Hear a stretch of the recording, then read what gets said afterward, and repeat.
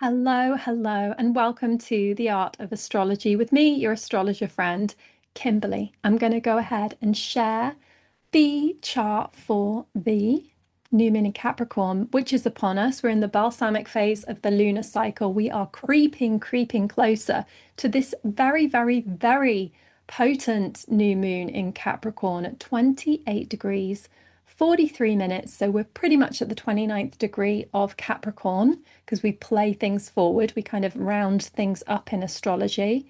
And the ruler of this new moon is Saturn in Pisces, beautifully aligned with this new moon. So there is so much to say about how the planets are falling in line, and what makes that extra special is that we are at the very end of a tour of both Saturn and Neptune in Pisces. We are rounding out this incredible long spell of Neptune in Pisces, which has been going and going since 2012 or 2011 was the first time Neptune entered Pisces. But we've had this really long spell of Neptune slowly maneuvering through this water sign, this mutable water sign, which has bored us so much. You've probably heard me go on and on and on about all the different things that we've experienced since Neptune's moved into Pisces. Top line, fentanyl, the fish, the fish of Pisces, the chaotic fish has brought us that rise in fentanyl. Watch my last analysis if you haven't heard me talking about that. But also this viral nature of art and culture, where the floodgates have just opened with AI being the penultimate stamp. And the fascinating thing about astrology is how the earth and the water zodiac signs are syncopating, are harmonious, are working together. So it's really interesting how Capricorn and big business work with Neptunian principles or Pisces principles of pharmaceuticals, drugs, the hypnotizing areas of life, the areas of life that make us really subdued and zoned out and numb, right? So we've got big business, numbing agents, and then Taurus, which is more consumption, consumables, the ground that we walk upon. Now, of course, I'm not labeling Taurus, Pisces, Capricorn as being as reductive as that.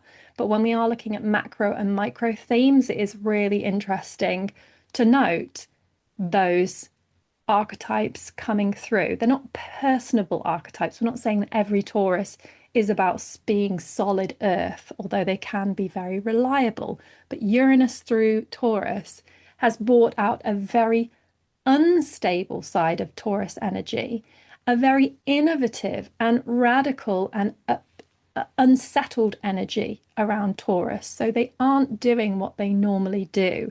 They are perhaps more chaotic, innovating, progressing, pushing forward, a little bit woke, a little bit touching on subjects that are perhaps more progressive and forward thinking. I don't want to keep repeating myself, but it would be in the field of finances, food, and fashion. So we've heard so much since Uranus has been going through Taurus about fast fashion, about mountains of clothes in, random locations piled up around the world, and how people are trying to combat that, and also the dyes and synthetics that get washed into the water during the manufacturing process, and how toxic these companies are that, produce these materials like Sheen, and they've all kind of arisen and exploded during Neptune through Pisces.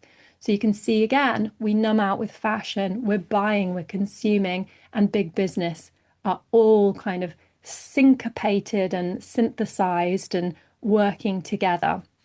And so at this new moon in Capricorn, we've really got a lot of ground to cover, because we could talk about the fact that Capricorn and this sign of authority is also to do with politicians, people in charge, people in the seat of power, and how Pluto, through that zodiac sign, which is really not that long ago, it only has just permanently moved into Aquarius, but since 2008, we've been dealing with that long period of Pluto through Capricorn, turning up the rot, showing us exactly who's in the seat of power, be it the person at the top of a music industry business and the heads, i.e. Puff Daddy, who has Mars in Capricorn, I believe 28, 29 degrees, Harvey Weinstein, who has his sun at 29 degrees Pisces, or any pick your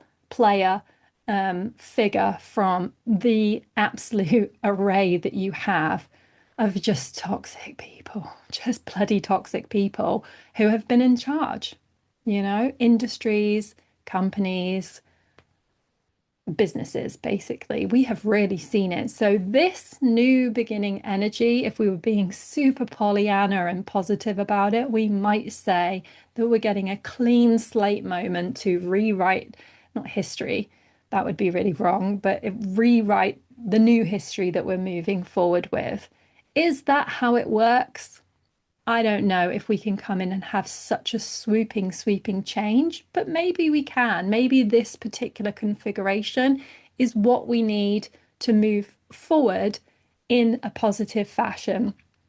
In astrology, there is no good, there is no evil. There's only these configurations, and it's our responsibility, or, not that I want to put responsibility on anybody's shoulders, but it's our opportunity to work with these planets. However, people who are bad are also working with these transits as well. And so, ice being the cold, you know, symbolism, it really is strikingly obvious how people armored up, Mars in Capricorn, in this brutality mode, are kind of rushing in. And so I very much feel like that visual that we're getting of these guys in their black, outfits behaving absolutely appallingly and atrociously and, in the most horrendous fashion possible.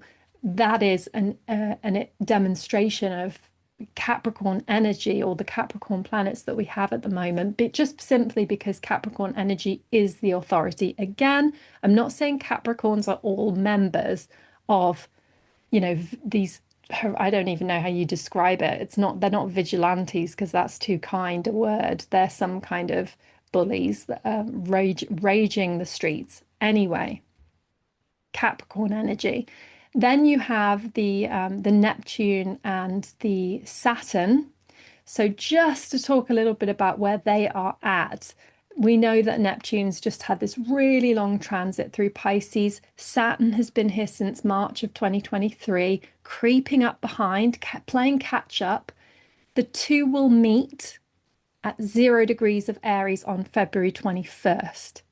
So they're coming closer and closer and closer for a very powerful conjunction, which mirrors the conjunction of Saturn and Neptune the last time, which was 1989. And of course, that year stands out in so many cultures globally.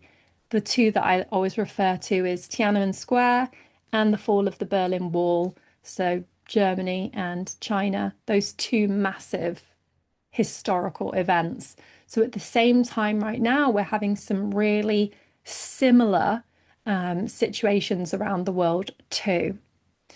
And Uranus is there as well, getting in there for that trine. So we are in the most incredible moment. 2020 was outstanding for astrologers to reference and talk about, and now is kind of another another poignant moment.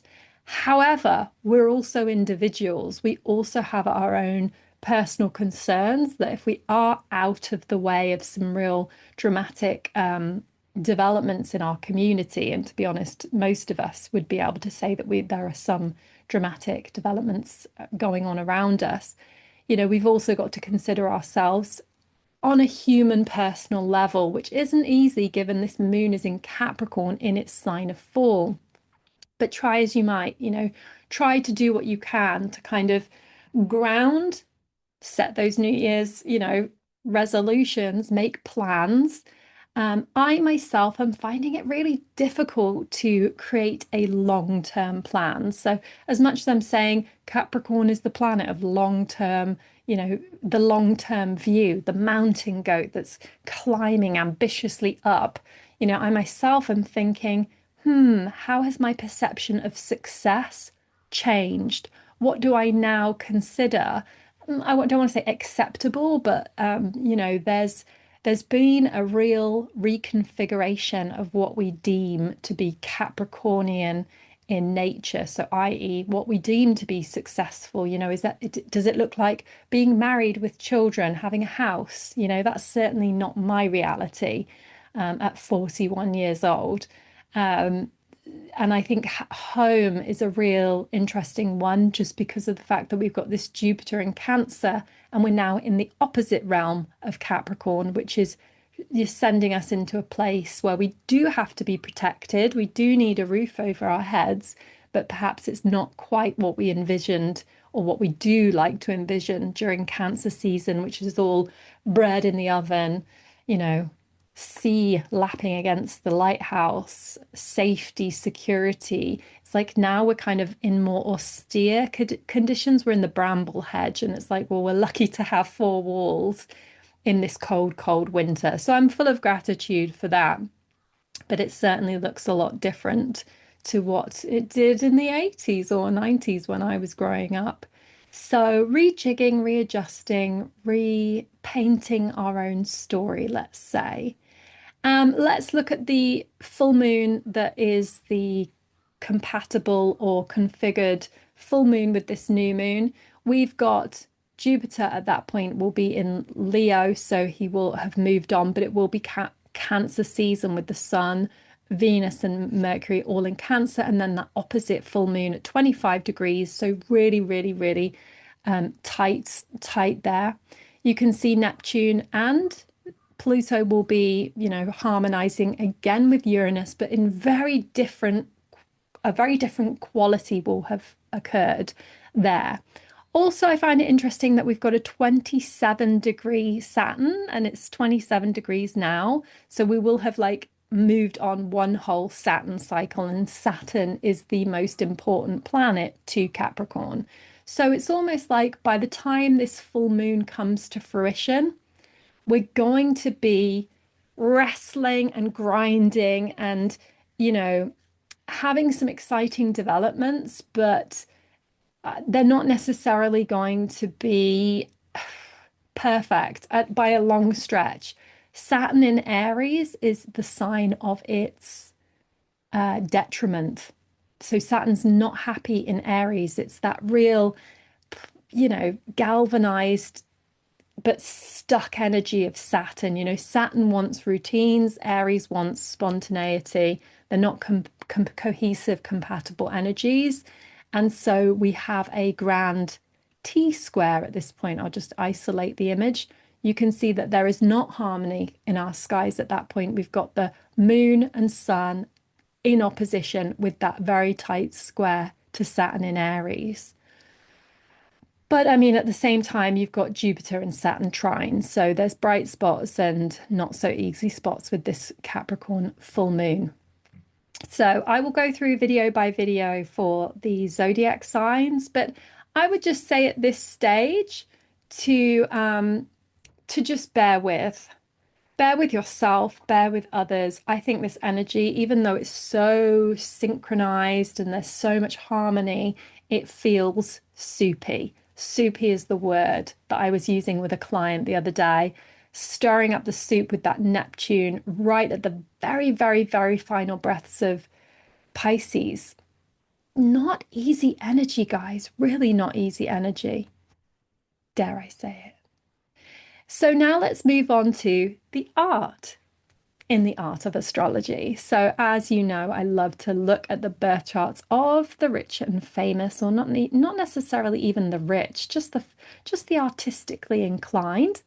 And what we have today is, or what I was just about to say rather, was I read a tweet or a thread the other day, and it said, we shouldn't be looking at celebrities' birth charts. And I thought, you know what, you're right. And I'm a little conflicted at the moment whether I should stop looking so much at celebrities' charts.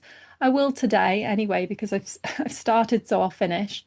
So we've got people with the sun and moon. Maybe it's a good educational tool. But they were kind of saying they kind of had me thinking about voyeurism and using people who are public figures for one's own gratification for one's own interests. So, there is that to speak of. And if I am trying to be a person of integrity and I'm trying to live life according to spiritual principles, which I do or try to, it makes me think, how am I how am I dealing with life if I am probing and prying into other people? Anyway, let me know your thoughts if you have any on that. So here we have Sun and Moon in Capricorn. I'm going to whiz through some of these because Zoe Deschanel, I never watched the TV show she was in, so I'm not an expert on Zoe or Zooey. I don't know how you say her name. That's how I was not watching TV at this time. Whenever she came up into fame, I was definitely not watching TV or listening to her music. She was in 500 Days of Summer, which I think I watched, but like not properly at the cinema, like wasn't actually interested there. So sorry, Zoe.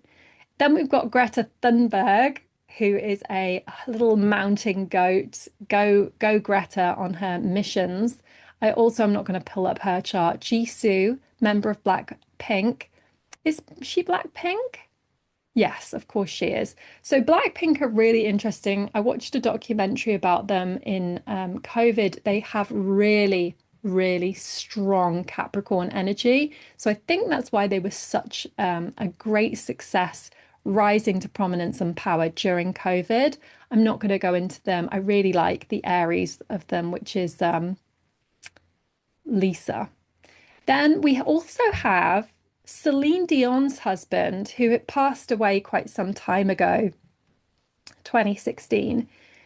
This is quite interesting because he's coming up on social media right now. They're saying he was a groomer. And so I am not going to look at his chart. I don't want to peek into the chart of a groomer. However, Annie Lennox, on the other hand, is a real cherished fave of mine. Annie Lennox, I do adore. So, Annie, born in Aberdeen. Maybe I like her because she's Scottish a bit. So her chart is really great because we have the Virgo rising for the timed ascendant. She has the Sun and Mercury precisely conjunct, and she's born just after a new moon, which gives us the tiniest slither of a crescent to work with. Hardly, barely, but we do. And she has a really interesting Venus Saturn conjunction in Scorpio. So, fifth house, if we were doing whole sign, fifth house, Sun, Mercury, North Node. So, she's also born during an eclipse, right? And Moon there. Mars in Pisces, artistic and dreamy. Now, I did watch a tiny weeny documentary on her, like very, very briefly. And the first thing that stood out to me was that she emphasized how she was born into a family with not much money. She didn't say they were poor, but she did say that they had to account for every penny, basically. So, very typical kind of Capricorn tale, struggling through adversity. She went to London, she studied classical music because she had a real talent that was nurtured by her family. She was an only child. So it feels like a bit of a Capricorn tale. And then she was able to become a pop star. And of course, we had these really strong Capricorn transits in the 80s, which is when she was rising to prominence. So next time you're listening to Annie Lennox, love her, you might pick out the Capricorn lines or themes within her musical spectrum. I love the line or the title, Walking on Broken Glass, because how, you know, tough and trotty would you have to be like a little goat to walk on broken glass?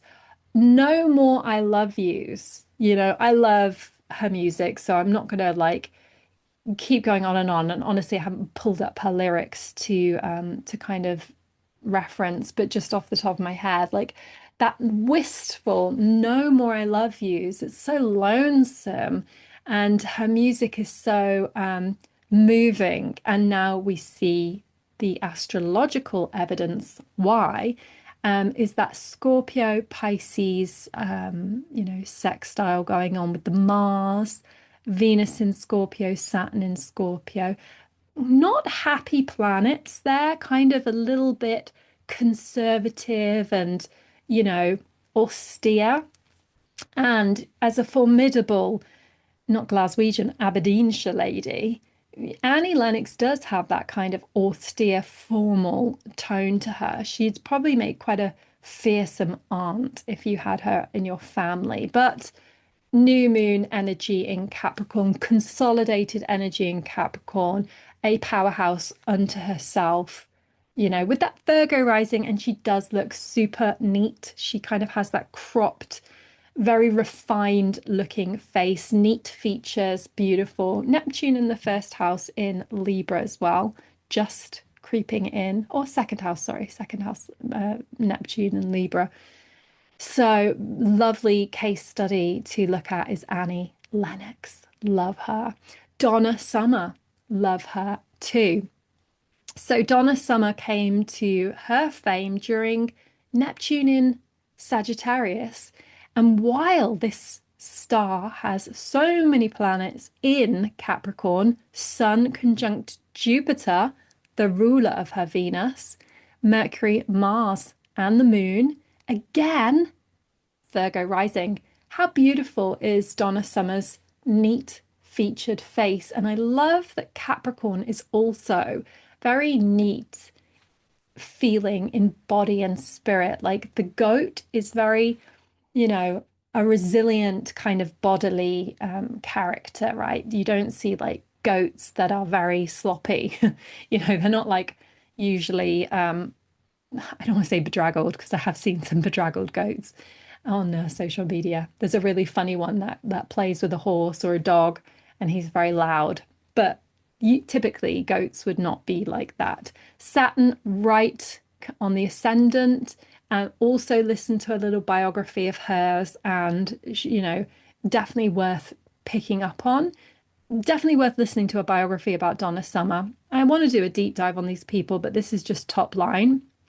Again, very similar to Annie Lennox in that she has Neptune in Libra. And really, it's that Venus in Sagittarius with that Neptune that gave her this amazing career opportunity with disco, with these songs that she had, earlier in her life.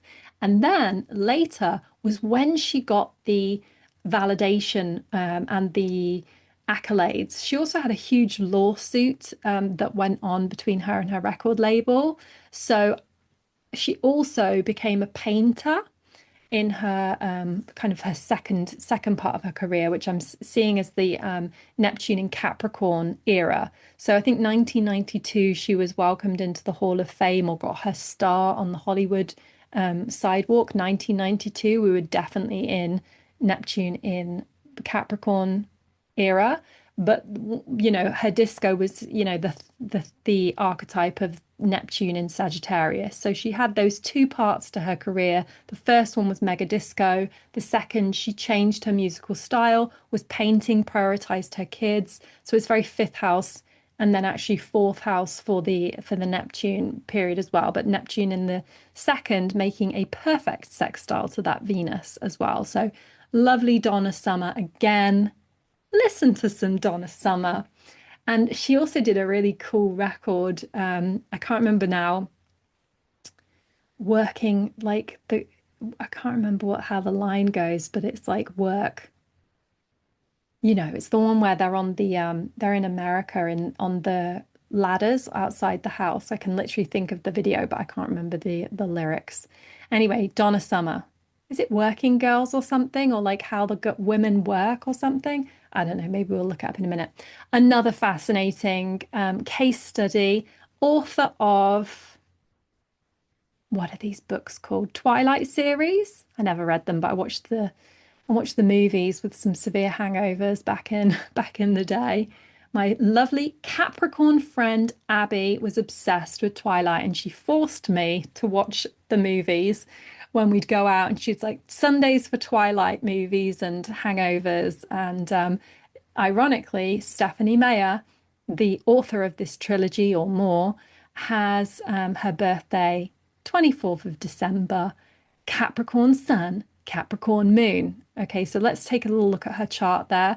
Her Sun is opposite Saturn at 1 degree of Cancer. And so this is the really great thing that we can see, even when we don't have a birth time, is the aspects being made. So we don't have a birth time for Stephanie Meyer, but we can see that she was born at this moment, again, an eclipse baby as well, again, a new moon baby. Possibly, I mean, there's a slight chance that she's actually born with the moon in Sagittarius, but for the sake of this video, this podcast, we're just going to say that she is a new moon in Capricorn baby. And what's interesting about her is that aside from the vampire, qualities of her books, which is all very serious but also romantic, Stephanie has Mercury and Neptune in Sagittarius, with a sextile between Neptune and Venus in Aquarius and Jupiter in Aquarius. So let me just say that again. The important one that I noticed is that she has a Venus-Neptune sextile. How good for writing romance novels is that? Neptune sextile Venus, or Venus sextile Neptune rather. And Venus being in Aquarius. So she's writing about vampires that are kind of like weird, right? Like vampires are a little bit outside of the fringes of society. So this kind of romantic figure that's a weirdo, basically. And what's the Taurus guy that Robert Pattinson, being that figure cast as the romantic hero with his twinkling skin, his grey skin, because he's a vampire.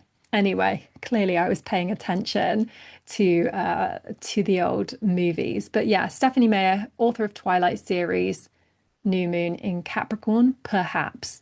I'll just move on to the other musicians. So I picked out Tiesto, if that's how you say it, and deadmau5, two DJs that are both new moon in Capricorn people. So Tiesto sang or produced Let's Get Down to Business, which is I think he did. I'm pretty sure that off the top of my head that he did that.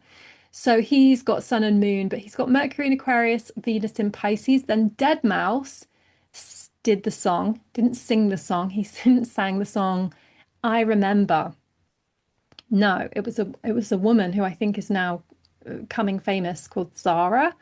deadmau5, though, another like tech, I don't know what the category of music's called, but basically I danced to it in Ibiza back in 2007 or something. I don't remember when. But interesting that these beats are being produced by Capricorn people, this DJ, this kind of, interesting, right?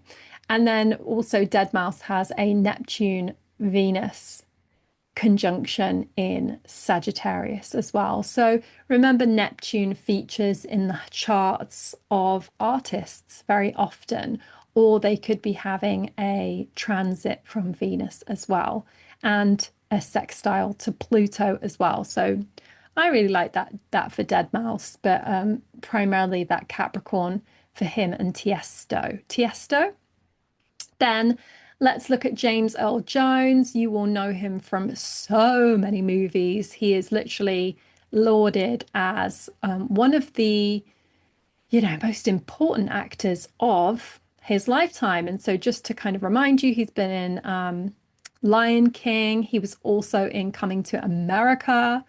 He was in Star Wars movies. The list goes on, and he has such a commanding, memorable voice. Of course, you'll know him. He's very magnanimous. And what's great about James Earl Jones, he's a Capricorn rising. He has the sun at 26 degrees, Saturn in its domicile sign of Capricorn, rising with the moon in Capricorn right on the ascendant, with Mercury right on the ascendant, and the part of fortune as well. Wow. Wow, wow, wow. James Earl Jones is literally the headline for Capricorn energy. So maybe it's time to watch The Lion King. I don't think I could sit through the bloody Lion King, could you? But maybe it's time to pick a different one. I don't think I could sit through Coming to America right now or a Star Wars film. In fact, I'm not in the mood to watch movies at all, quite frankly. But maybe I will look up an interview with him and enjoy his lovely voice, which is just so hypnotizing. Maybe it is now. So, oh, he did Miracle on 3rd Street. I thought it was going to say 34th Street, which I used to love as a kid.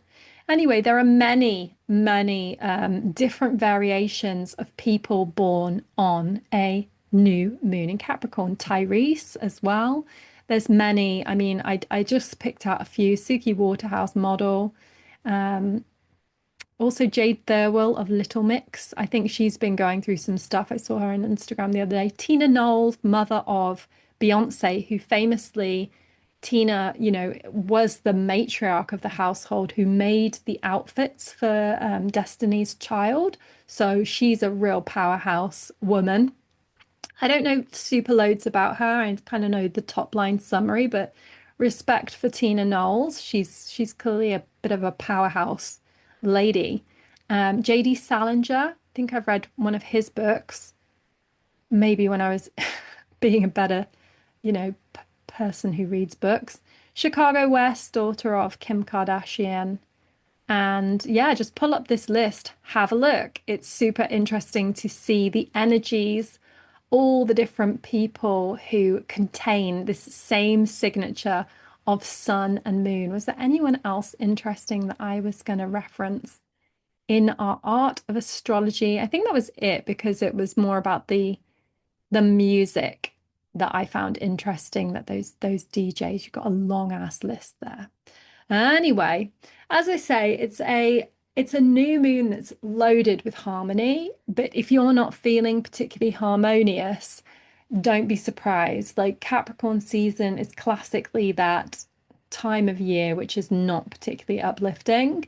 I myself, oh my goodness, I've been feeling really whacked out of joint. So hopefully the shift that we're getting, I'll just show you as well, the shift that we're getting into Aquarius almost immediately after the new moon is remarkable. So let me just, as we exit this video, let me just show how, excuse me, bear with me.